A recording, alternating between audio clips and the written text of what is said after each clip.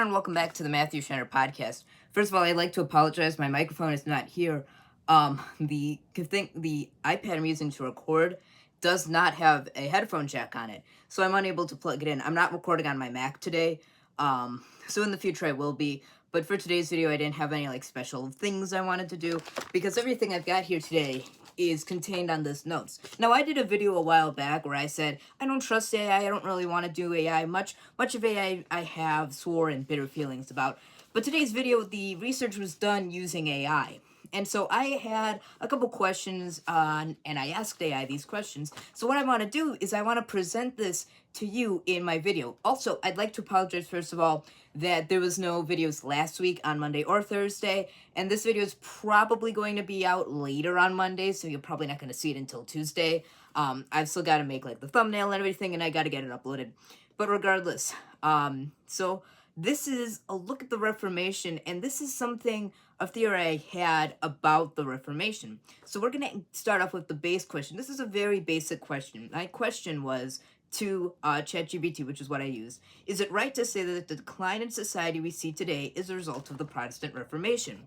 And so the response was, that's a very powerful and complex question, and the answer depends heavily on what one means by the decline in society. And that's correct, because this is a very, very vague statement. So I'll agree, that was poor choice on my part. And how one evaluates the long arc of history, let's unpack it carefully from theological, historical, and cultural angles. And we'll discuss this because there are two other points I make about this, about the decline in society from Martin Luther. So the Protestant Reformation, what it was, I think most of us have a general idea what the Reformation was. So I won't go over what the Reformation was. So what is the Reformation responsible for, quote-unquote, decline? And it puts it in quotes here in my notes.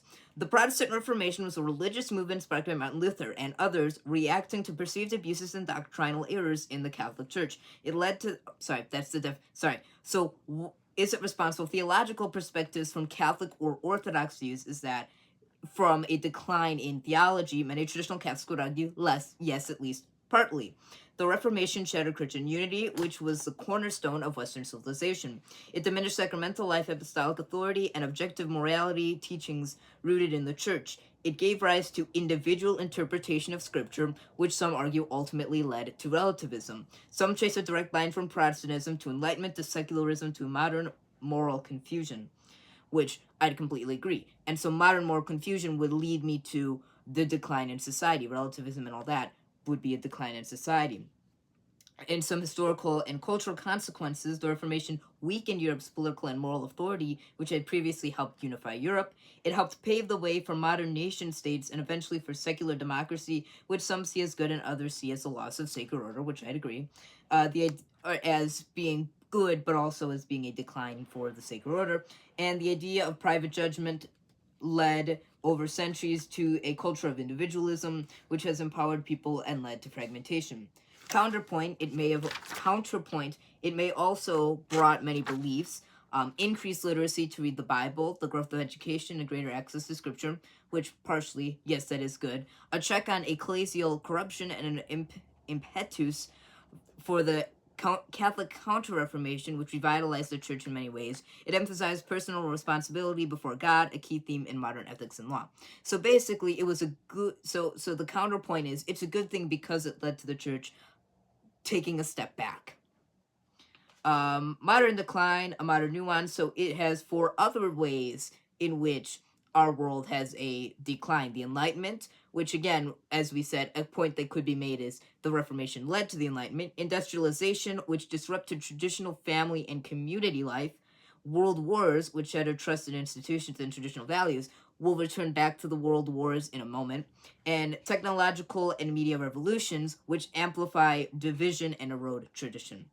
A balanced Catholic view, many Catholic thinkers, for example, the examples that they give, Benedict XVI, Chesterton, and John Henry Newman, before his conversion, it says, acknowledge the real errors that sparked the Reformation while also lamenting the tragic consequences of disunity. The Catholic Church sees the Reformation as a painful rupture in the body of Christ, not the root of all decline, but a key turning point in the loss of a sacred Christian conclusion. So In conclusion, it gives us, it is partially right to say that the Protestant Reformation contributed to cultural and spiritual fragmentation we see today, but it's too simple to say that it caused modern societal decline on its own. History is layered, and decline often comes with when truths are misused, neglected, or divorced from their deeper roots. So we'll continue to look at that. So what was the next question I asked? I said, is the decline in the views of the family or LGBT supposed marriage or transgender ideology things that could be considered results of the Protestant Reformation? For example, almost all churches before the 60s agreed with the Catholics that birth control was wrong. Is the allowance or liberality in the views of contraception responsible for the perverted views of sex in the broader society as we see today? And ChatGPT's response to my question: yes, there's a coherent argument, especially from a traditional Catholic perspective, that the current confusion around sex, marriage, gender, and the family has roots in long-standing theological and cultural shifts that began with the Protestant Reformation and accelerated in the 20th century. Let's trace that logic carefully and honestly, avoiding oversimplifications. So let's go back to the Protestant Reformation. The Protestant Reformation first rejected magisterial authority, emphasized private interpretation of Scripture, and marriage lost its sacred character in many Protestant contexts. Luther, for example, taught that marriage was a civil institution and not a sacrament. So the breakdown of unified moral teaching, this is their steps to it. Once no certain authority existed to define doctrine, churches began disagreeing on essential moral teachings. Examples: divorce, contraception, gender roles, etc. Gradually, even mainline Protestant churches drifted towards secular moral frameworks, especially in the 20th century. So, the examples: the Anglican Church in the 1930s at the Lambeth Conference became the first to approve contraception in limited cases. And again, limited cases, this goes back to liberality. We start with this very little step, and where do we end up today? This marked the first formal Christian acceptance of artificial contraception, breaking with 19,000 years of universal teaching. Again, I read this book called Jesus and John Wayne, and in that they talk about how the churches eventually all decided, yep, contraception is okay. And almost all Protestant churches followed suit with these decades. Only the Catholic Church, for example, we have Humanae Vitae in 1968, upheld the traditional teaching, predicting with chilling accuracy the consequences: divorce, objectification, abortion, and a loss of moral clarity. Sexuality untethered from procreation and sacrament. And this is the last point it makes. Once sex was disconnected from procreation and covenant, it was seen as a matter of, quote, personal fulfillment and not moral responsibility. This shift opened the doors to normalizing premarital sex, cohabitation, same-sex marriage, and it put it here in quotes too, because I did that, gender ideology, IVF, and surrogacy, and a broader identity over essence, quote-unquote, ideology, where feelings trump nature. So is Protestantism to blame? Partially, yes, but not exclusively. Here's a balanced breakdown. So Protestantism contributed by breaking moral unity among Christians, making conscience the final authority rather than the magisterium, which ultimately erodes objective moral norms, and losing sight of marriage as sacrament and vocation, reducing it to a human contract. But it's not the whole story. Examples: Enlightenment, rationalism, secular humanism, materialism, and Marxist ideologies have also played enormous roles. Many Protestant believers and churches still hold to biblical morality on sexuality and gender, though increasingly in the minority. The sexual revolution, fueled by technology, birth control, abortion, mass media, had cultural momentum far beyond church doctrine. And I'd say, again, where does the sexual revolution come from? I think the sexual revolution, kind of, you have your Christian organizations who say, oh yeah, things like this are fine. They kind of break down that idea towards allowing what the sexual revolution allowed. So again, Catholic Church is unique. Consistency. The church, before the I'm right, as it says, you're absolutely right to note that before the 20th century, all Christian traditions condemned contraception. The Catholic Church is unique in ever having waned on the inseparable link between sex and procreation, the unitive and procreative ends of marriage, and the dignity of the human person as male and female, created in God's image. Many theologians, including those in the JP2, Benedict XVI tradition, argue that contraception was the linchpin. Once society accepted that sex and babies could be separated, everything else, from default divorce to transgender ideology, followed in due course. Again, my point exactly. So, what are some documents? It points out a whole bunch of documents to look at. Humanae Vitae from 1968, Pope Paul the Sixth Prophetic Encyclical. Theology of the Body by J.P. Love and Responsibility by Father Kroatiwa, John Paul II. Three to Get Married by Fulton Sheen. Why Humanae Vitae Was Right by Janet Smith. And The Rise and Triumph of Modern Society, Carl Trueman, who is a Reformed Protestant scholar with remarkable insight. So yes, there is a credible line of reasoning that the moral liberalization within Protestantism, especially around contraception and marriage, helps set the stage for today's confusion about sex, marriage, and gender. But it's also part of a broader spiritual and philosophical collapse in the West. Protestantism didn't cause it single-handedly, but by breaking from unified moral and doctrinal authority, it opened the doors. So that's my next point. So my next point has to do with Luther again, and this will bring us back to the World Wars. It'll bring us back to World War I and World War II. How does that go on? As I said, as I said earlier, world wars kind of led to a breakdown in society. But who is to blame also for the world wars? Well, in part, who is it? So, unrelated to the sexual ideology, was Luther to blame for World War II? The thought being, Luther left Germany to be unstable, which would lead to them not being able to grow an empire. This would lead us to World War I, leaving Germany even more unstable, leading a strong figure like Hitler to take control of Germany. And by the way, I'm going to say this. Hitler was not dumb. He was a very wise man. Now, he used his wisdom for a very, very, very, very bad purpose. He used it to, again, he was angry, but he was smart in the sense that he was able to take control of Germany. Now, he was not wise. He was not wise in his, racial views, but he was wise in the fact that he was able to take control over Germany, to take control over the entirety of Germany, and then to take over all of Europe. But, again, his ideas on race are not that good. Anyways, I just wanted to say that Hitler was an evil man, and we understand that. But to take over Germany to do what he did, takes a bout of wisdom.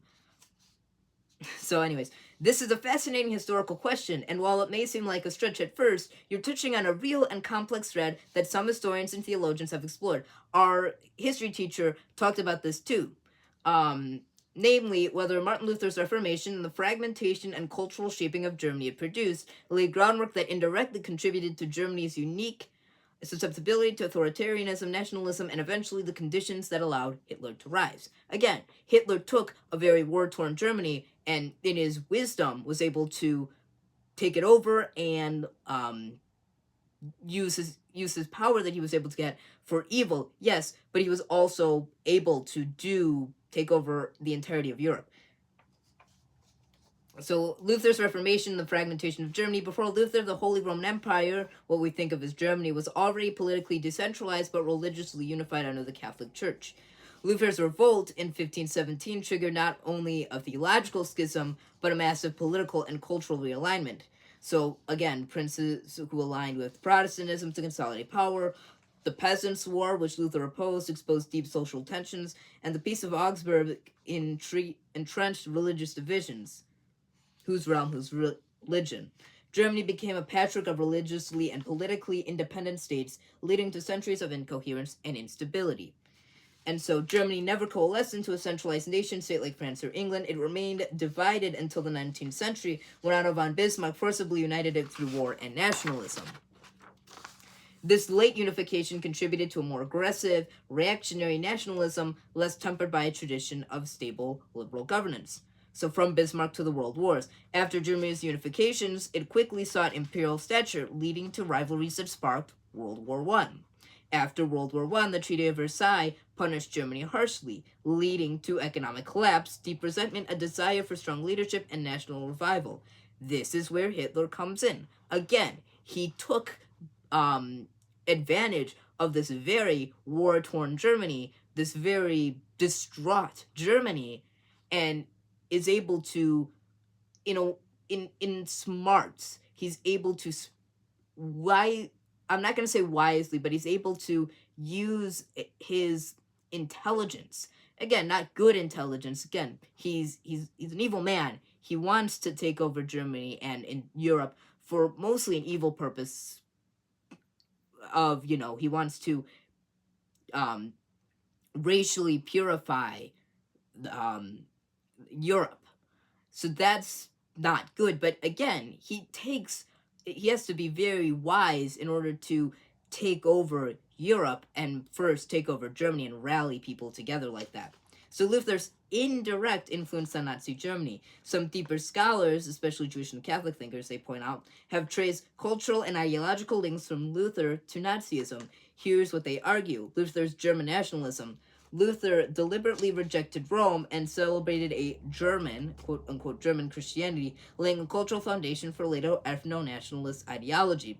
He praised German princes and called for loyalty to temporal rulers, even over conscience in some cases. Luther's anti-Semitism. Later in life, Luther wrote virulent anti-Jewish tracts like On Jews and Their Lies. These writings were explicitly cited by Nazi propagandists to justify persecution of Jews. Hitler once referred to Luther as, quote-unquote, a great warrior, a true statesman, and a great reformer.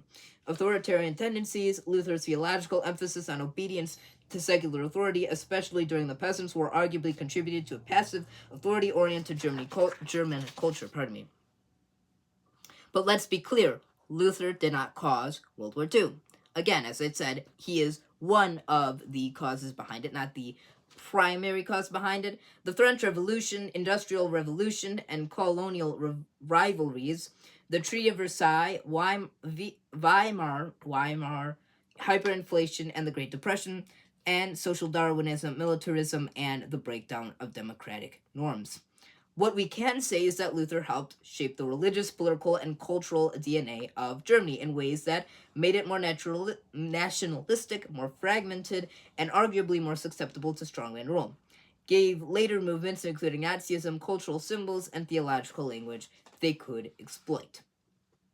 So for further reading, The Rise and Fall of the Third Reich, these are all recommendations they make. On Jews and Their Lies. Martin Luther, disturbing but important to see firsthand. Luther and His Progeny, Catholic scholarly critiques of Reformation consequences, The Myth of the 20th Century, Nazi text citing Luther. So I'm not quite sure what these are. It doesn't give a deep dive. Luther didn't cause World War II, but he set in motion theological, political, and cultural currents that fragmented Germany, nurtured authoritarian habits of thought, and injected anti-Semitic poison into German religious discourse. So Karl Marx, who was who wrote the Communist Manifesto, was German born, and he was raised Lutheran. His father was raised Jewish, I believe, and his father was Jewish but converted to Lutheranism for political reasons, and Karl Marx was then raised Lutheran. So did his Lutheran upbringing have any effects on his political beliefs? And so, according to ChatGPT, and I asked this question, yes, Karl Marx's Lutheran upbringing likely had an effect on his political beliefs, though it is not simple cause and effect relation. His religious and cultural background, especially as a German raised in a Protestant, specifically Lutheran, society influenced both the form and content of his later atheistic and revolutionary ideas. So Marx's religious background, he was born in 1818 in Trier, Prussia, in the Rhineland, heavily influenced by both Catholic and Protestant traditions. His father, Heinrich Marx, came from a long line of Jewish rabbis, but converted to Lutheranism to keep his legal career under anti-Jewish laws. The Marx household was formerly Lutheran, but not devoutly religious. They were Enlightenment-influenced, rationalistic, and secular-minded. Karl was baptized Lutheran and even studied theology early on, but quickly moved towards radical philosophy and atheism.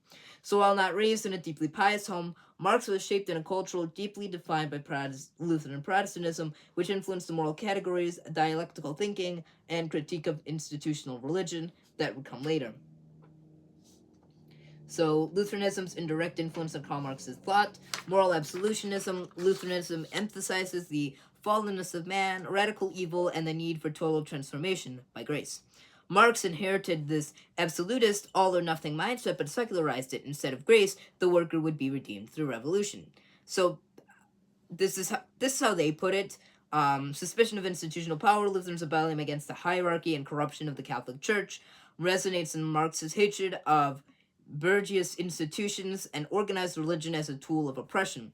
Marx secularized Lutherans' here I stand conscience into revolutionaries' refusal to compromise with systems of justice. Apocalyptic vision, Lutheran eschatology emphasizes the dramatic conflict between good and evil. Marx had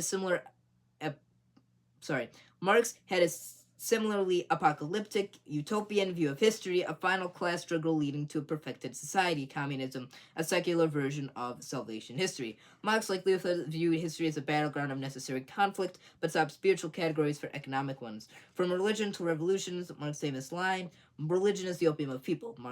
That was a quote from Marx.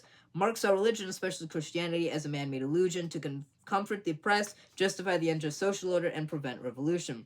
This critique ironically mirrors Protestant critiques of Catholicism during the Reformation, which accused Rome of manipulating the masses with superstition. Broader intellectual context, German Protestantism and idealism. Marx was formed by German thinkers who were all shaped by Protestant culture. Immanuel Kant, moral law within.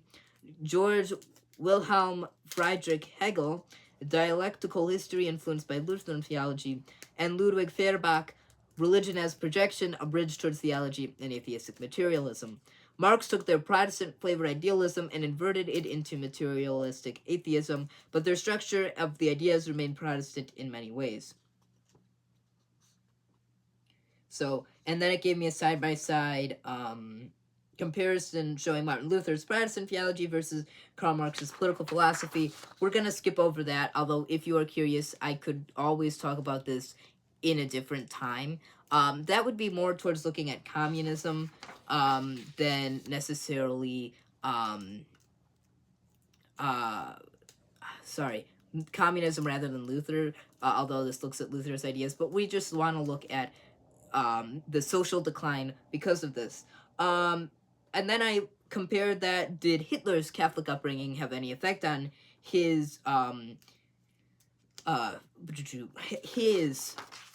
political ideology? And I'm going to skip to the conclusion of this. In summary, Hitler was raised Catholic but rejected its teachings early in life. His ideology was shaped far more by nationalism, racial theory, Nietzschean, the power philosophy, I can't read, and pagan symbolism than by anything authentically Christian. His relationship with Catholicism was political, opportunistic, and ultimately hostile. And then we can look at Hitler's views versus Catholic views, which are obviously different. And then we can also look at Nazism versus Protestantism, but we're not going to do that. That would be a later video. And then Nazism versus communism, which, again, that's a separate idea we could talk about another time. What about Mussolini? Basically the same thing as Hitler. He mostly used Catholicism for political power. Obviously Mussolini, who was Italian, was raised Catholic. And then Catholicism versus fascism. So that was my last curiosity. Does it give the same kind of answer of what Lutheranism helped to shape Marxist ideology, but did it help to shape a lot of the other ideas of Hitler or Mussolini in Catholicism? And the answer is no, not as much as we can kind of point to Marx's. So, in the end, what is my point of this? My point of this is to say that the decline we see in society of what we like to call our Protestant brothers and sisters, it's a lot of Martin Luther's ideology, and this eventually leads to sort of a snowball effect of what we have today in modern ideas. Now, is it necessarily all Lutheran ideas? No, but I think that a lot of it does have either directly or indirectly, like the rise of secularism, could have its roots back in Luther's ideology. And as well, a lot of what we see today also has to do with communism, albeit communism is mostly, again, kind of has to do back with Luther, kind of has to do back with the, again, Enlightenment and all this I think that says the Enlightenment was a direct effect of Luther's Reformation, but again, this leads us to a lot of what we have today. So my point in making this is, number one, the point my teacher made, that Luther caused World War I and later World War II, which again, as we said, is kind of true. He left Germany more politically fragmented. And my other point was, is the decline of society, especially in regards to LGBT ideology, partially or fully responsible on Luther? And again, it is partially responsible. So my point in making this is mostly kind of out of curiosity. I did this to sort of ask because I was curious. And so in the end, I was right in my ideas. So I just wanted to share that with you. And I think this is something that could be more researched. Again, this was just a baseline AI. I'm really curious about this. So I hope to do more about this. And by the way, this is just a one-time video that's kind of a little off the rails. It's a little more, I want to say conspiracy, but conspiracy would be kind of crazy random ideas. I mean, it said, this kind of seems crazy, but it's completely true. So, but I just wanted to take a look. Is the decline in society, is the decline of what we see today responsible because of Luther? And yes, in part it is. Again, it said World War is part of the decline in society, which Luther was partially responsible for that. He wasn't fully responsible for that. So that's just kind of my point. Now, I'm going to leave it there. So thank you all for watching, and I will see you next time.